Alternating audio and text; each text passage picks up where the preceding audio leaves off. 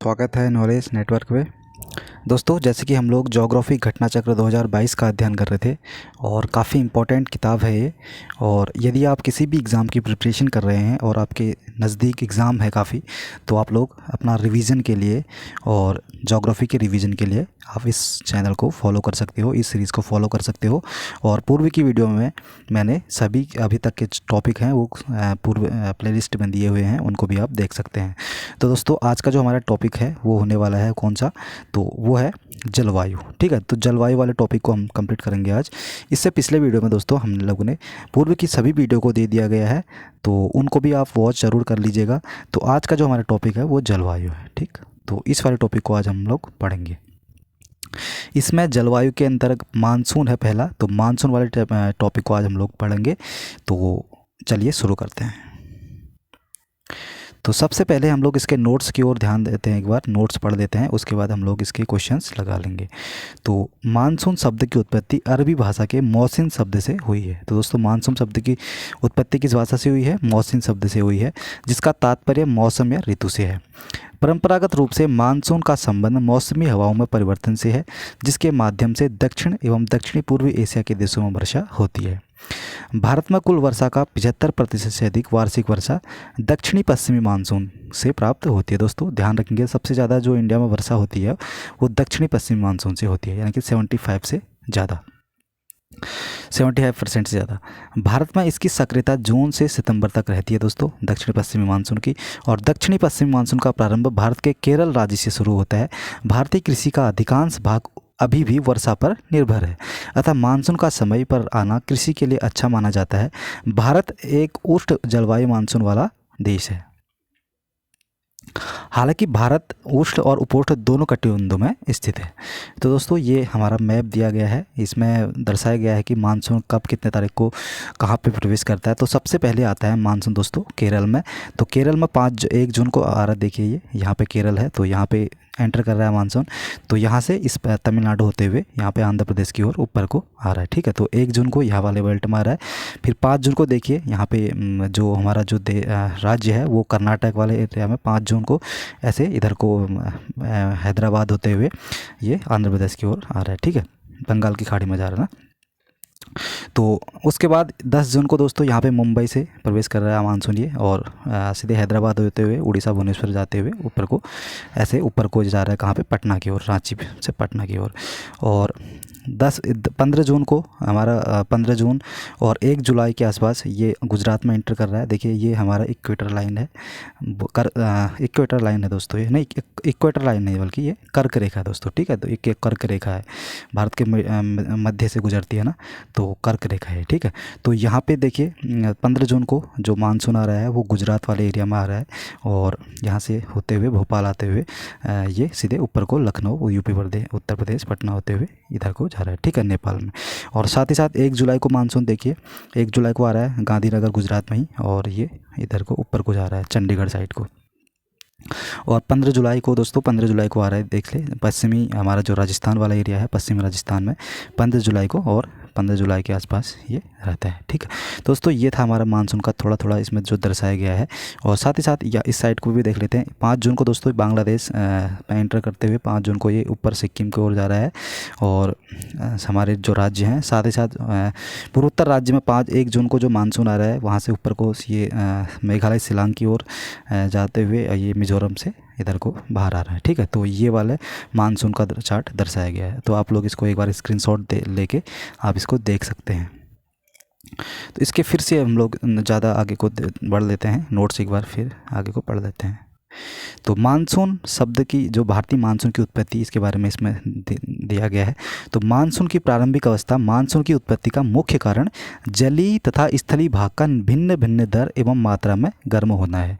ग्रीष्म ऋतु में भारत के उत्तरी पश्चिमी भाग में तापमान बहुत ऊंचा होता है दोस्तों, जिस कारण वहाँ पर निम्न वायुदाब क्षेत्र विकसित हो जाता है।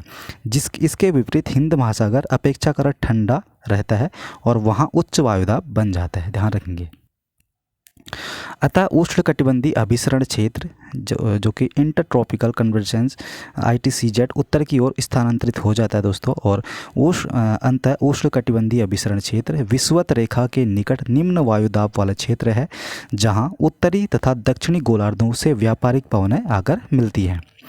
इस क्षेत्र में वायु ऊपर की ओर उड़ती है। इसके उत्तर की ओर खिसकने से दक्षिणी पूर्वी व्यापारिक पवनें यानी कि 40 डिग्री से 60 डिग्री पूर्वी देशांतर के बीच भूमध्य रेखा पर पार करती है और दिशा परिवर्तन के बाद दक्षिणी पश्चिमी मानसून के रूप में भारत में प्रवेश करती है। अंत उष्णकटिबंधीय अभिसरण क्षेत्र दोस्तों, जिसको ITCZ की स्थिति में परिवर्तन का संबंध हिमालय के दक्षिणी भाग में पश्चिमी जेट प्रवाह तथा अपनी स्थिति से प्रत्यावर्तन से भी है।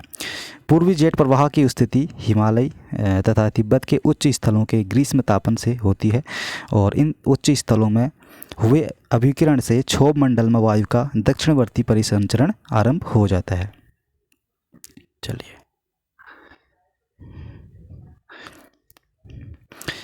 और वायु राशि को दो दिशाओं में चलने लगती है। इन दो धारों में भूमध्य रेखा की ओर बहने लगती है, जिसे पूर्वी जेट प्रवाह के नाम से जाना जाता है। पश्चिमी जेट प्रवाह ग्रीष्म ऋतु में भी मध्य एशिया की ऊपर बहती है। भारतीय जलवायु पर हिमालय एवं तिब्बत का बहुत गहरा प्रभाव पड़ता है दोस्तों। और भारत में मानसून पवनों की उत्पत्ति हिमालय एवं मध्य एशिया के ग्रीष्म तापन तथा भूमध्य रेखी द्रोणी के ऊपर की ओर स्थानांतरण के संयुक्त प्रभाव का परिणाम है। तो मानसूनी वर्षा एक टॉपिक दिया दोस्तों, मानसूनी वर्षा, इसके बारे में दिया गया है इसको। तो मानसूनी वर्षा निरंतर नहीं होती दोस्तों, मानसूनी वर्षा निरंतर होने वाली वर्षा नहीं है। इनके वर्षा काल में अंतराल पाया जाता है। भारत के उत्तरी मैदान में बंगाल की खाड़ी से उत्पन्न होने वाली उष्णकटिबंधीय चक्रवात वर्षा करते हैं, जबकि पश्चिमी तटीय भाग में वर्षा दक्षिणी पश्चिमी मानसून द्वारा होती है दोस्तों। जो पश्चिमी तटीय भाग है भारत का, दक्षिणी पश्चिमी मानसून द्वारा यहाँ पे वर्षा होती है। और उत्तरी मैदान में दोस्तों बंगाल की खाड़ी से उत्पन्न होने वाली उष्णकटिबंधीय चक्रवात से वर्षा होती है। भारत के पश्चिमी तट पर वर्षा की गहनता दोस्तों समुद्र तट से कुछ दूर हटने वाली मौसमी दशाओं तथा पूर्वी अफ्रीका के तट के साथ भूमध्य रेखीय जेट प्रवाह की स्थिति पर निर्भर करती है। बंगाल की खाड़ी में उठने वाले उष्णकटिबंधीय चक्रवातों की संख्या तथा उनका मार्ग उष्णकटिबंधीय अभिसरण की स्थिति पर निर्भर करते हैं। इसे मानसूनी द्रोणी कहते हैं। मानसून में विच्छेद, जब मानसून पवनें 2 सप्ताह या इससे अधिक अवधि के लिए वर्षा में असफल रहती है तो वर्षा काल में शुष्क दौर आ जाता है। इसे मानसून का विच्छेद कहते हैं। मानसून विच्छेद का मुख्य कारण उष्णकटिबंधीय चक्रवातों में कमी आना या भारत में उष्णकटिबंधीय अभिसरण क्षेत्र की स्थिति में परिवर्तन आना है। चलिए, मानसून का प्रत्यावर्तन, the retreat of the monsoon. इसमें क्या है, दक्षिणी पश्चिमी मानसून भारत के उत्तरी पश्चिमी भाग से 1 सितंबर से लौटना शुरू कर देता है दोस्तों और 15 सितंबर तक पश्चिमी उत्तर प्रदेश, पंजाब, हरियाणा, राजस्थान तथा गुजरात के अधिकांश भाग में से चला जाता है। मध्य अक्टूबर तक दक्षिणी पश्चिमी मानसून दक्षिणी प्रायद्वीप तक लौट जाता है दोस्तों और लौटती हुई पवनें बंगाल की खाड़ी से जल वाष्प ग्रहण कर लेती है और उत्तरी पूर्वी मानसून के रूप में तमिलनाडु पहुंचकर वहां पर वर्षा करती है। तो आइए क्वेश्चंस देख लेते हैं। अभी तक के जितने भी क्वेश्चन आए हुए हैं स्टेट PCS और UPSC में, उन क्वेश्चनों को हम लोग देख लेते हैं। तो मानसून शब्द की उत्पत्ति हुई है दोस्तों, तो मानसून शब्द की उत्पत्ति किस भाषा से हुई है, अरबी भाषा से। तो इसका पहला उत्तर सही हो जाएगा, ठीक है, ऑप्शन। मानसून शब्द की उत्पत्ति अरबी भाषा के मौसिन शब्द से हुई है, जिससे तात्पर्य है ऋतु या मौसम, ठीक है, जिससे तात्पर्य मौसम या ऋतु से है। अगला क्वेश्चन है कथन और कारण वाला। कथन है भारत मूलतः एक मानसूनी देश है। बिल्कुल सही है दोस्तों, भारत एक मानसूनी देश है और उच्च हिमालय इसे जलवायु संबंधी विशिष्टता प्रदान करती है। तो ये भी बिल्कुल सही है, कथन कारण दोनों सही है और कथन भी कारण का कथन जो कारण है कथन का सही स्पष्ट कर रहा है, ठीक है। तो ए वाला इसका सही है। चलिए, तो भारत मानसूनी जो मूलतः मानसूनी देश है दोस्तों, यहाँ के जलवायु में मानसूनी जलवायु की लगभग सभी विशेषताएं पाई जाती है, अतः कथन ए सही है। हिमालय पर्वत भारतीय जलवायु को इस मायने में विशिष्टता प्रदान करता है क्योंकि यह मानसूनी हवाओं के लिए भौतिक अवरोध उत्पन्न करता है, जिसके फलस्वरूप भारत में मानसूनी हवाओं का पूर्णतः प्रसार संभव हो पाता है और मानसून की भरपूर वर्षा हो पाती है। साथ ही यह मध्य एशिया से आने वाले शीत हवाओं को रोककर भारत की पूरी तरह रक्षा भी करता है। इस प्रकार यह 2 विभिन्न जलवायु वाले भागों को पृथक करता है। चलिए, नेक्स्ट क्वेश्चन है, निम्न दिए गए भारत के मानचित्र पर ध्यान दीजिए। दिए गए निर्देशों के साथ मानचित्र को देखकर बताएं कि वह किसके वितरण के संदर्भ में है। तो ये ऑप्शन, ये दिया गया है मानचित्र। तो इसमें 1 2 3 4, तो दोस्तों इसमें दर्शाया गया है कि एक ऑप्शन दिए गए शीतकालीन वर्षा, एक दाब दिया गया है, तो वार्षिक वर्षा के दिनों की संख्या दी गई, और चौथा दिया गया है मध्य दाब। तो दोस्तों ये किसको दर्शा रहा है, जो भी डायग्राम दिया गया है तो ये दर्शा रहा है डी वाला, मध्य ताप वाला। ठीक है, उपरोक्त मानचित्र को देखने से स्पष्ट हो रहा है कि उपरोक्त रेखाएं समताप रेखाएं हैं, अर्थात मानचित्र मध्य ताप को दर्शाया गया है। दोस्तों ये जितने भी हैं समताप रेखाएं, ठीक है, समान ताप वाली रेखाएं हैं, समान ताप वाली रेखाएं हैं, और इसको क्या बोलेंगे, तो इसको मध्य ताप बोलेंगे। ठीक है, तो मध्य ताप जितने भी ये लाइन है। चलिए नेक्स्ट क्वेश्चन है, निर्देश दिए गए हैं, थोड़ा सा प्रिंट उतना साफ दिख रहा होगा, वैसे आपको उतना साफ नहीं आ रहा है, लेकिन फिलहाल दिख रहा होगा। तो निर्देश दिए गए हैं, दिए गए प्रत्येक प्रश्न नंबर अभिकथन या दावा एक और उसे संबंधित तर्क का कारण, तो वही तर्क वाले क्वेश्चन, कारण कथन कारण वाला दोस्तों क्वेश्चन है ये। तो अभिकथन क्या है, तो भारत की जलवायु उष्णकटिबंधीय मानसून की तरह है दोस्तों, बिल्कुल सही है। और कारण दिया गया उसके पीछे जो रीजन है, तर्क जो है, भारत उष्णकटिबंधीय अक्षांशों के बीचों बीच अवस्थित है। तो दोस्तों इसका सही उत्तर बी वाला है, ए सही है और आर गलत है। तो एक बार इसको देख लेते हैं। तो भारत एक उष्णकटिबंधीय मानसूनी जलवायु वाला देश है। भारत उष्णकटिबंधीय अक्षांशों यानी कि 23 डिग्री 30 मिनट उत्तर से 23 डिग्री 30 मिनट दक्षिण अक्षांशों के बीचों बीच अवस्थित नहीं है, बल्कि इसके मुख्य भूमि का विस्तार दोस्तों 8 डिग्री 4 मिनट से 37 डिग्री 6 मिनट उत्तरी अक्षांश के मध्य है। चलिए नेक्स्ट क्वेश्चन है 5वें नंबर का, भारत के किस राज्य में मानसून का आगमन सबसे पहले होता है। तो मानसून का आगमन सबसे पहले दोस्तों, अब ये बहुत इजी क्वेश्चन है, तो केरल राज्य में सबसे पहले मानसून का आगमन होता है 1 जून के आसपास। तो केरल इसका सही उत्तर हो गया। ठीक है, तो दक्षिणी पश्चिमी मानसून का प्रारंभ भारत के केरल राज्य से शुरू होता है, और भारतीय कृषि का अधिकांश भाग अभी भी वर्षा पर निर्भर है। नेक्स्ट क्वेश्चन है, भारत में ग्रीष्मकालीन मानसून के प्रवाह की सामान्य दिशा है। तो ग्रीष्मकालीन मानसून के प्रवाह की सामान्य दिशा क्या है, तो डी वाला इसका सही उत्तर है, दक्षिणी पश्चिमी से उत्तर पूर्व की ओर। ठीक है, तो डी वाला इसका सही उत्तर है। ग्रीष्म जो गर्मियों में मानसून के प्रवाह की सामान्य दिशा कैसी रहती है, दक्षिणी पश्चिमी से, जैसे ये हमारा मैप रहा इस टाइप से कुछ, दक्षिणी पश्चिमी से यहाँ से ऐसे आता है उत्तरी पूर्व की ओर। तो ऐसे इस प्रकार से हमारा ग्रीष्म ऋतु में मानसून आता है, केरल से एंटर करते हुए यहाँ पे पूर्वोत्तर भारत की ओर जा रहा है। भारत में ग्रीष्मकालीन मानसून के प्रवाह की सामान्य दिशा दक्षिण पश्चिम से उत्तर पूर्व की ओर होती है। शीतकाल में इसकी दिशा उत्तर पूर्व से दक्षिण पश्चिम की ओर होती है। भारत में अधिकांश वर्षा दक्षिण पश्चिम मानसून से ही प्राप्त होती है। नेक्स्ट क्वेश्चन है, भारत में मानसून की उत्पत्ति निम्नलिखित पवनों में से किसके द्वारा होती है। तो मानसून की उत्पत्ति दोस्तों, मानसून की उत्पत्ति ए वाला इसका सही है, दक्षिण पश्चिमी पवन द्वारा। नेक्स्ट क्वेश्चन है, भारतीय उपमहाद्वीप पर ग्रीष्म ऋतु में उच्च ताप और निम्न दाब हिंद महासागर से वायु का कर्षण करते हैं, जिसके कारण प्रवाहित होती है दोस्तों। तो बी वाला इसका सही है, दक्षिणी पश्चिमी मानसून। तो ग्रीष्म ऋतु में दोस्तों भारत में उच्च तापमान के कारण उत्तर पश्चिम भारत में निम्न दाब की स्थिति बनती है, जिस कारण दक्षिणी पश्चिमी मानसून हवाएं भारत में प्रवेश करती हैं। चलिए नेक्स्ट क्वेश्चन है, तमिलनाडु में मानसून के सामान्य महीने कौन से हैं। तो तमिलनाडु राज्य में दोस्तों मानसून के सामान्य महीने कौन कौन से हैं, तो नवंबर और दिसंबर, डी वाला इसका सही उत्तर हो गया।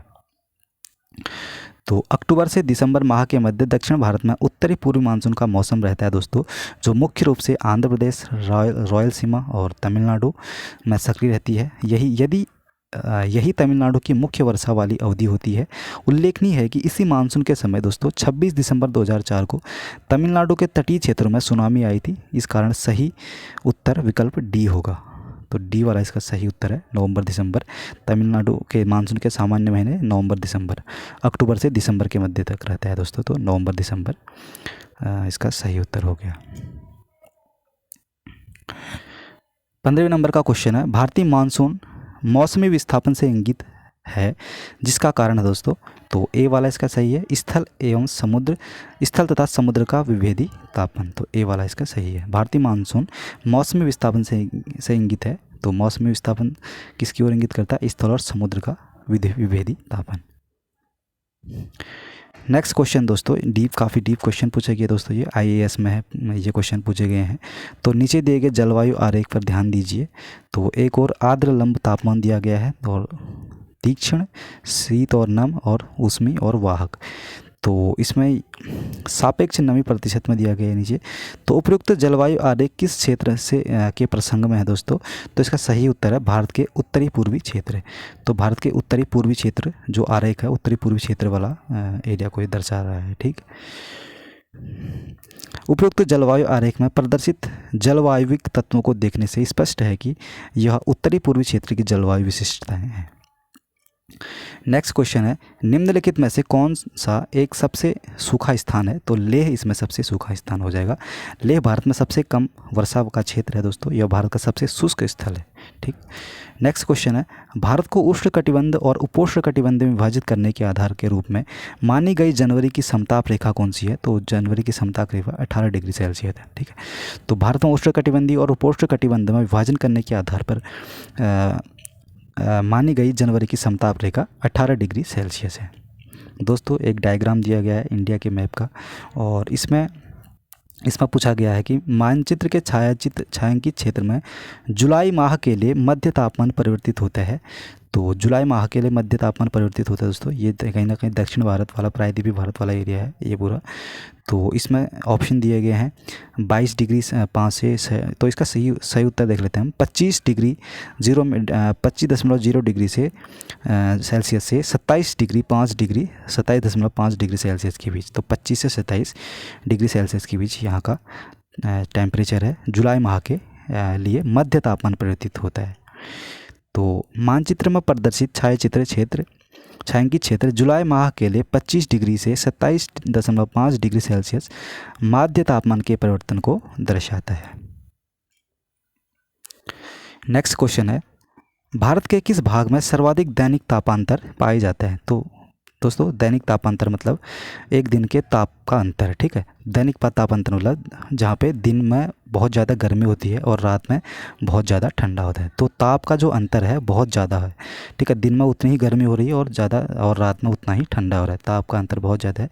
तो सर्वाधिक दैनिक तापांतर कहाँ पे पाया जाता है दोस्तों, तो इसका सही उत्तर है राजस्थान के मरुस्थलीय क्षेत्र में, ठीक है। तो डी वाला इसका सही उत्तर है दोस्तों। जो मरुस्थलीय क्षेत्र होते हैं वहाँ पर तापांतर ज़्यादा पाया जाता है। भारत में राजस्थान के मरुस्थलीय क्षेत्रों में सर्वाधिक दैनिक तापांतर पाया जाता है।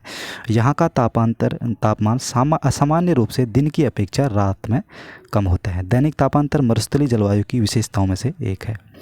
तो मरुस्थलीय जलवायु की जो विशेषता है दोस्तों, दैनिक तापांतर बहुत ज़्यादा वहाँ पे रहता है। भारतीय मानसून मौसमी विस्थापन वाला है, जिसकी दिशा 6 माह तक जाड़ों में उत्तर पूर्व से दक्षिण पश्चिम तथा शेष 6 माह तक ग्रीष्म में दक्षिण पश्चिम से उत्तर पूर्व रहती है। इन मानसूनी हवाओं की उत्पत्ति तापक्रम में विभिन्नता के कारण होती है या अन्य किसी कारण से इस पर पर्याप्त मतभेद है। इसके लिए 2 संकल्पनाओं का प्रतिपादन किया गया है। तो पहली संकल्पना है तापीय संकल्पना, जिसमें क्या है, तो अर्थात मानसून की उत्पत्ति स्थल एवं जल के असमान संगठन तथा इसके गर्म एवं ठंडा होने के विरोधी स्वभाव के कारण होती है, अर्थात इस पर सूर्य के उत्तरायण एवं दक्षिणायन होने के पर्याप्त प्रभाव है। दूसरा है नवीन संकल्पना। तो मानसूनी हवाओं की उत्पत्ति वायुदाब और हवाओं की पेटी के खिसकाव के कारण होती है। इस संकल्पना का पहली बार प्रयोग फ्लॉन नामक विद्वान ने किया था।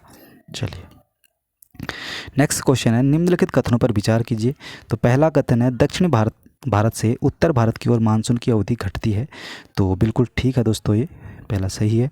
और उत्तरी भारत के मैदानों में वार्षिक वृष्टि की मात्रा पूर्व से पश्चिम की ओर घटती है। तो ये भी बिल्कुल ठीक है। तो 1 और 2 बिल्कुल सही उत्तर हो जाएंगे, ठीक। चलिए तो दक्षिण भारत की अपेक्षा उत्तर भारत में मानसून की अवधि कम होती है दोस्तों। और दक्षिण भारत में मानसून जून के प्रथम सप्ताह में प्रवेश करता है, जबकि उत्तर भारत में प्रवेश करने से में दक्षिण की अपेक्षा अधिक समय लगता है। इसी कारण वापसी में मानसूनी हवाएं दक्षिण भारत की अपेक्षा उत्तर भारत से जल्दी पलायन करती है। उत्तर भारत के मैदानों में वार्षिक वृष्टि की मात्रा पूर्व से पश्चिम की ओर घटती है। चलिए 17वें नंबर का क्वेश्चन है, भारतीय मानसून का पूर्वानुमान करते समय कभी कभी समाचारों में उल्लेखित इंडियन ओशन डाइपोल, जिसको आईओडी कहा जाता है दोस्तों शॉर्ट में, के संदर्भ में निम्नलिखित कथनों पर विचार कीजिए। काफ़ी डीप क्वेश्चन पूछा गया, आईएएस फ्री 2017 में क्वेश्चन पूछा गया था। तो पहला है, इसमें सही उत्तर सही कथन हमें चुनना है। तो आईओडी परिघटना उष्णकटिबंधीय पश्चिमी हिंद महासागर एवं उष्णकटिबंधीय पूर्वी प्रशांत महासागर के बीच सागर पृष्ठ तापमान के अंतर में विशेषित होती है। दूसरा है, आईओडी परिघटना मानसून पर एल नीनो के असर को प्रभावित कर सकती है। दोस्तों इसका सही उत्तर है केवल 2 वाला, ठीक है। तो 2 वाला इसका सही उत्तर है।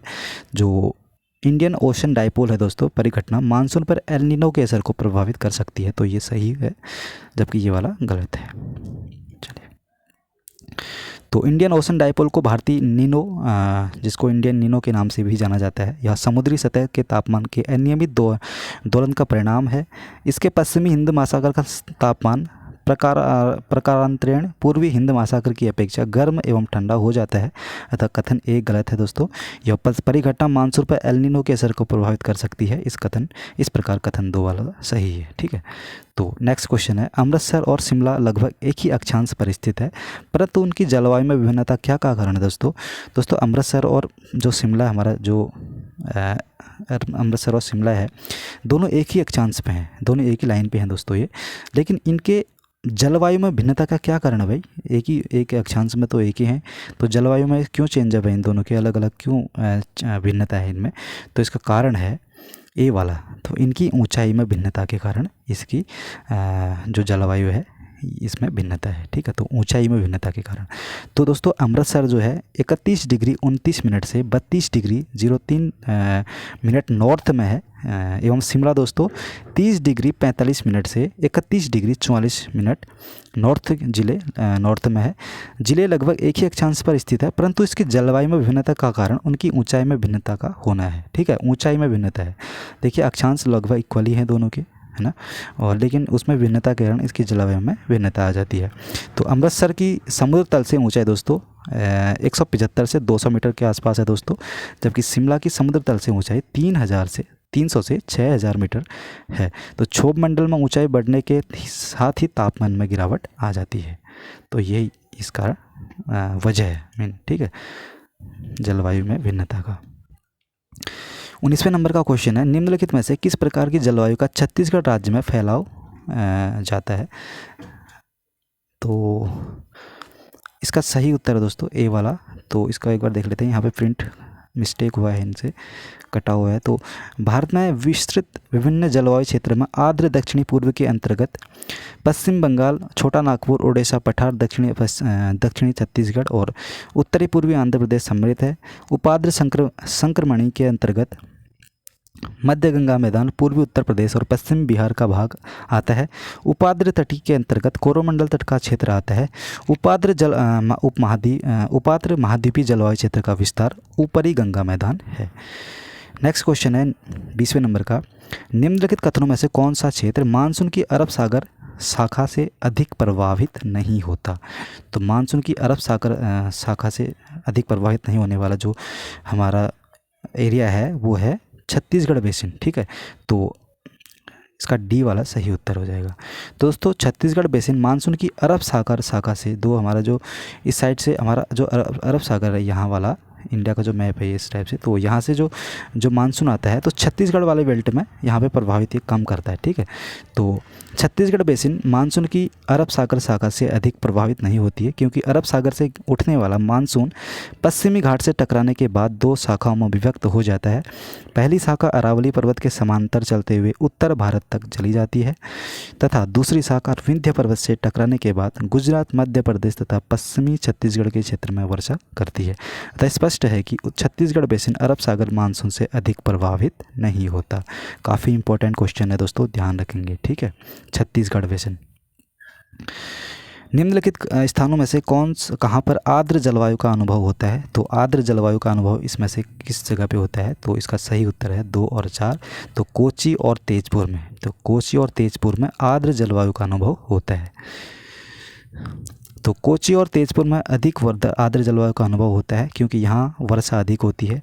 वर्ष 2019 में कोच्चि में 3380.6 मिलीमीटर, एर्नाकुलम अहमदाबाद में 778.4 मिलीमीटर, लुधियाना में 793.9 मिलीमीटर और तेजपुर में 1898.9 मिलीमीटर शोणितपुर वर्षा होती है। अतः स्पष्ट है कि कोच्चि एवं तेजपुर में अन्य दोनों ही स्थानों की अपेक्षा अधिक वर्षा होती है। तो यहाँ वर्षा वर्ष के कई महीनों में होती है और आर्द्र जलवायु का यहाँ अनुभव किया जा सकता है। 22वें नंबर का क्वेश्चन है, मानसून का निवर्तन इंगित होता है दोस्तों। तो इसका सही उत्तर है सी वाला 1, 2, 3। तो मानसून का निवर्तन इंगित होता है तो साफ आकाश से और बंगाल की खाड़ी में अधिक दाब परिस्थिति से और स्थल पर तापमान के बढ़ने से। तो उत्तरी भाग से जब मानसून लौटने लगता है तो ठीक है, जब मानसून के लौटने को ही निवर्तन कहा गया उसमें। तो प्रारंभ में मानसून में थोड़ी सी वृद्धि होती है दोस्तों। मानसून के लौटने के साथ साथ उत्तर पश्चिम में विस्तृत निम्न दाब का क्षेत्र बंगाल की खाड़ी की ओर बढ़ने लगता है। इस कारण आकाश स्वच्छ हो जाता है। नेक्स्ट क्वेश्चन है, निम्नलिखित कथनों पर विचार कीजिए। तो कथन दिया गया है, तो पूर्व में 30 डिग्री नॉर्थ और 60 डिग्री साउथ अक्षांशों के बीच बहने वाली हवाएं पछुआ हवाएं यानी कि जिसको वेस्टर्लीज कहलाती हैं दोस्तों। तो दूसरा ऑप्शन है, भारत के उत्तर पश्चिमी क्षेत्र में शीतकालीन वर्षा लाने वाली आर्द्र वायु संहतियाँ जिसको मास्टर एयर मासेज कहा जाता है, पछुआ हवाओं के भाग हैं। तो दोस्तों इसका सही उत्तर है केवल 2 वाला, जो कि भारत के उत्तर पश्चिमी क्षेत्र में शीतकालीन वर्षा लाने वाली आर्द्र वायु संहिताएँ दोस्तों पछुआ पवनों के भाग हैं। ठीक है, ये वाला सही है, ये वाला गलत है, ये वाला।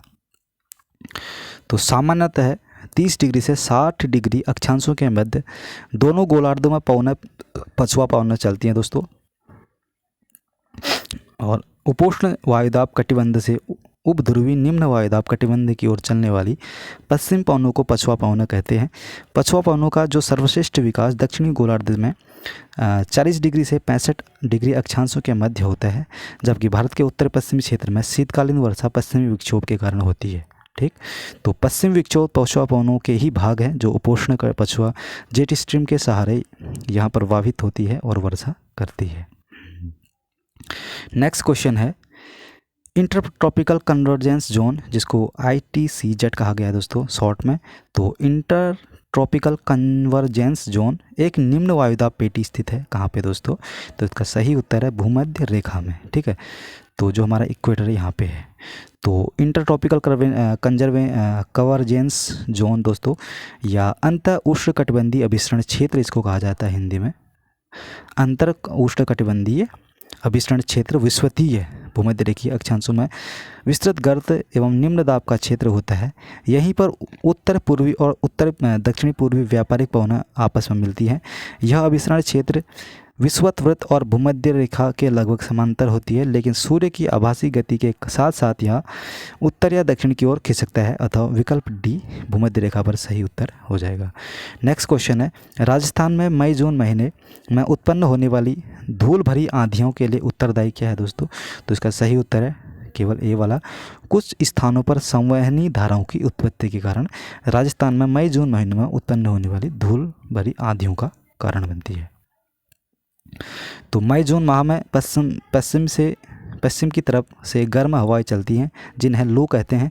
इस लू के कारण यहाँ के निम्न वायुदाब का क्षेत्र बन जाता है। इस निम्न वायुदाब की पूर्ति हेतु उच्च वायुदाब वाले क्षेत्र से तेजी से हवा उठकर आती है जो अपने साथ धूल भरी आंधियाँ लाती है। अतः कुछ स्थानों पर संवहनी धाराओं की उत्पत्ति राजस्थान में मई जून माह में उत्पन्न होने वाली धूल भरी आंधियों के लिए उत्तरदायी है। अरावली पर्वत श्रेणियाँ दक्षिण पश्चिम मानसून हवाओं के साथ चलते ही दिशा के अनुरूप होने के कारण मार्ग में बाधक नहीं बनती, अतः मानसून पवन सीधी निकल जाती है। और 26वें नंबर का क्वेश्चन दोस्तों, निम्न ऋतुओं को भारतीय कैलेंडर के अनुसार काला क्रमानुसार व्यवस्थित कीजिए। तो भारतीय जो कैलेंडर है तो उसके अनुसार क्रम करना है दोस्तों। तो इसका सही उत्तर है बी वाला, तीसरा सबसे पहले। तो ये वाला सही है। सबसे पहले बसंत ऋतु आएगी, फिर ग्रीष्म ऋतु आएगी, फिर वर्षा ऋतु आएगी, फिर शरद ऋतु आ जाएगी। एनसीईआरटी के अनुसार भारतीय परंपरा के अनुसार वर्ष को द्विमासिक 6 ऋतुओं में बांटा जाता है। ये इस प्रकार है, एक और ऋतु, दूसरी ओर भारतीय कैलेंडर के अनुसार महीने दिए गए हैं। तो बसंत ऋतु चैत्र वैशाख, ग्रीष्म ऋतु ज्येष्ठ आषाढ़, और वर्षा ऋतु श्रावण और भाद्र, और शरद ऋतु अश्विन और कार्तिक, और हेमंत ऋतु मार्गशीर्ष और पौष, और शिशिर माघ और फाल्गुन। तो दोस्तों ये थे क्वेश्चंस इसके। आई होप आपको वीडियो पसंद आया होगा। और तो वीडियो पसंद आए तो दोस्तों वीडियो को लाइक करना, चैनल पे नए हो तो चैनल को सब्सक्राइब कर लेना।